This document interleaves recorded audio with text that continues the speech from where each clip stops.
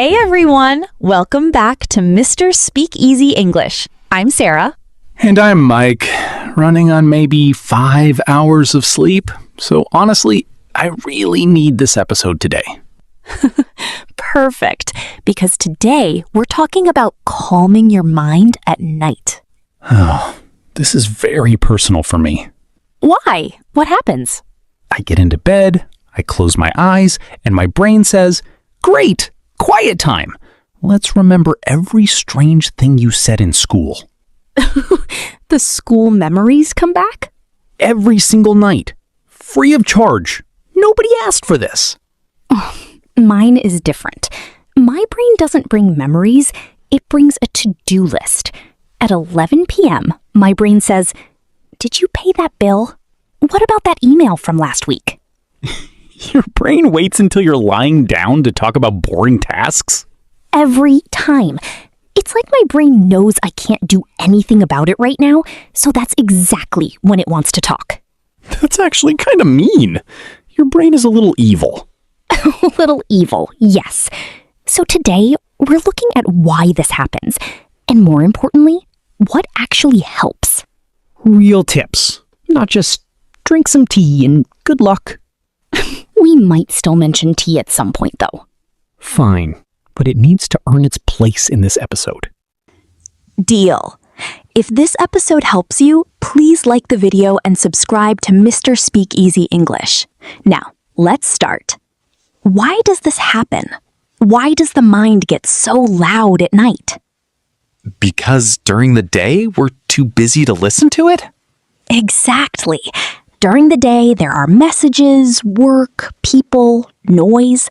The brain doesn't really get a quiet moment. So the brain is trying to talk, but the day is too noisy to hear it? That's a great way to say it.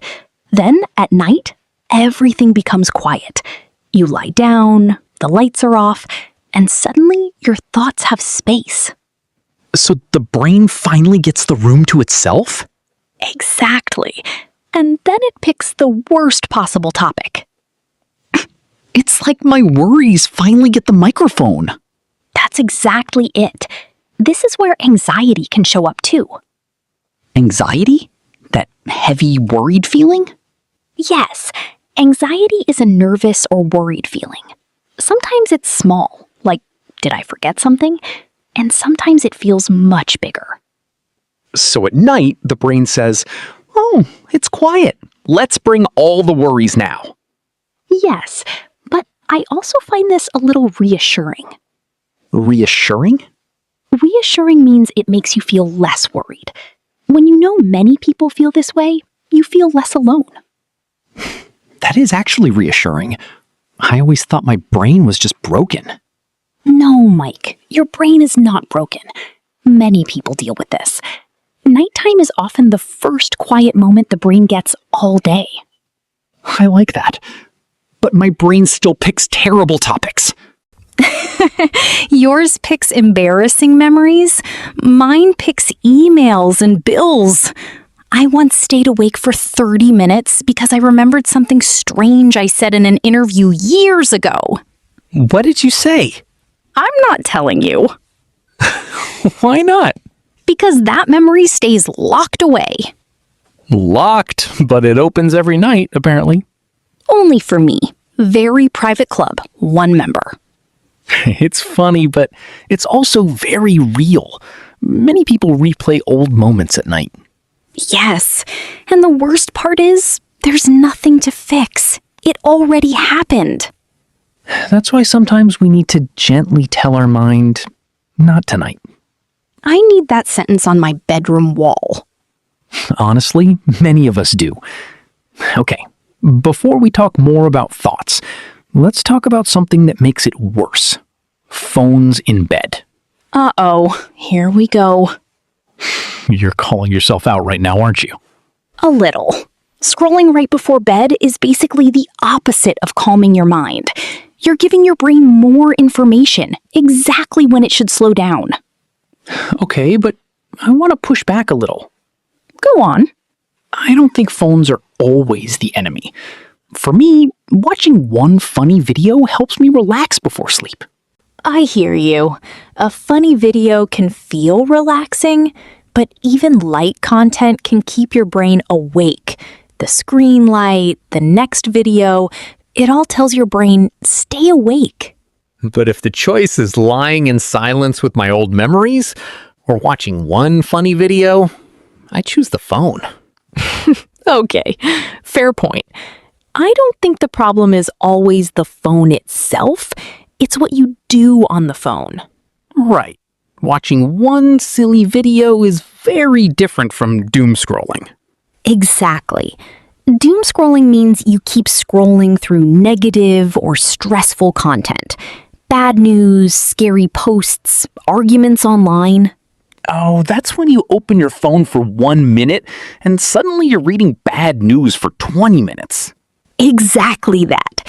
So we're not saying no phones ever. We're saying no chaos before sleep.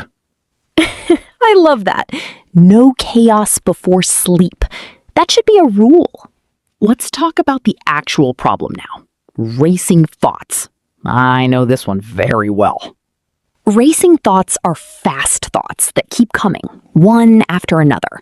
You want to sleep, but your mind keeps jumping. Tomorrow's meeting, did I lock the door? That thing I said years ago? That is exactly the feeling. This is the real boss level of bedtime. One thing that has really helped me is something simple, writing thoughts down before bed. It's called a brain dump. Brain dump? That sounds a little strange. It's not strange at all. You write down everything in your mind. Worries, tasks, random thoughts. So your brain doesn't have to hold it all. So instead of keeping everything in my head, I put it on paper. Yes. Sometimes your brain repeats things because it's worried you will forget. So when I write it down, my brain can relax a little? Exactly. It's like telling your brain, I have it now. You can rest. I've never tried that. I always thought this kind of writing was more like a things I'm thankful for list. And I don't always feel thankful at 11 p.m.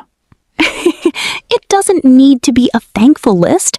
It can be a worry list, or even an angry list. An angry list at bedtime? I could actually do that. Try writing it instead of thinking about it again and again. I might really try that. And it doesn't need perfect grammar or beautiful writing? Not at all. Mine would probably say, buy milk, stop thinking about the interview, why is my pillow weird? That's a perfect brain dump. Can I say something a little more serious for a moment? Of course. Sometimes a busy mind at night is not just, I had a busy day. Sometimes it's connected to real stress that has been building for a long time. That's important to say. And these little tips, brain dumps, no phones, they help, but they don't fix everything. Right. We're just two people with microphones. We're not doctors. If someone is lying awake every night, feeling scared or very stressed, it's okay to talk to a professional. Yes, no shame in that at all. What we're sharing tonight is simple, everyday support, not a cure for everything. Okay. Let's make it lighter again. Let's talk about something practical, the bedroom itself. Oh, I have opinions about this. Go on. Temperature. If my room is even a little warm, my brain will not calm down. I'm the opposite. I need the room a little warm, or I just think about my cold feet all night. How do we disagree about something this basic? I don't know, but we really do. But there's one thing we agree on: darkness. Yes, 100%. Even a small light from a phone can make it harder to wind down. Wind down means to slowly relax after a busy day.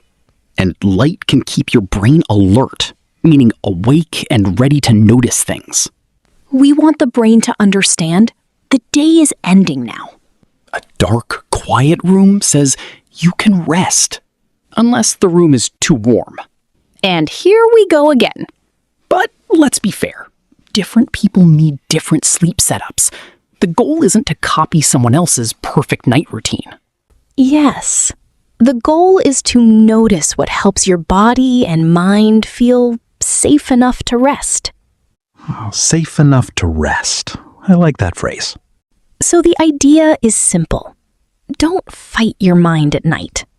Give it somewhere softer to rest instead. Now, let's slow down some strong words from today's episode.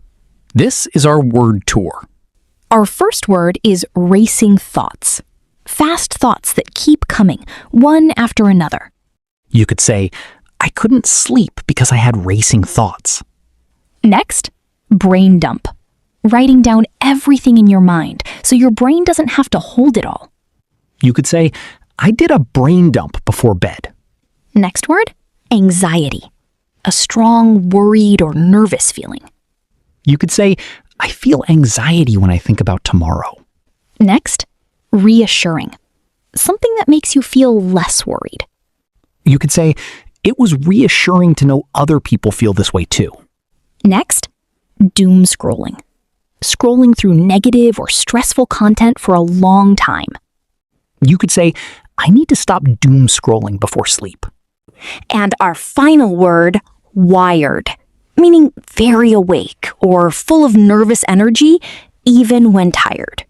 You could say, I was exhausted, but I still felt wired.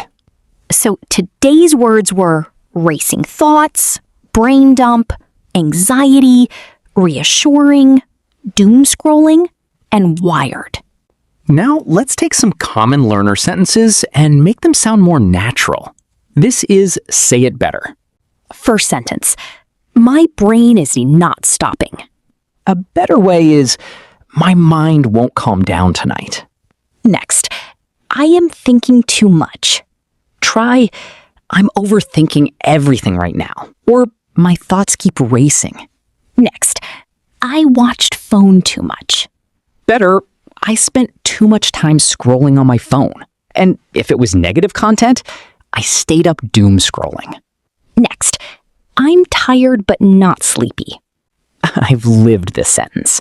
Try, I'm exhausted, but I still feel wired. Last one, I need to stop thinking. That sounds a little hard on yourself. A kinder version is, I need to give my mind a place to rest. So tonight, try one small thing. Maybe a brain dump, maybe less doom scrolling, maybe a darker room. And if your mind brings back an old embarrassing memory, just tell it, not tonight. We can talk tomorrow. If this episode helped you, please like the video and subscribe to Mr. Speakeasy English. Sleep well, everyone. This is Sarah. And this is Mike, and you've been listening to Mr. Speakeasy English. Bye for now.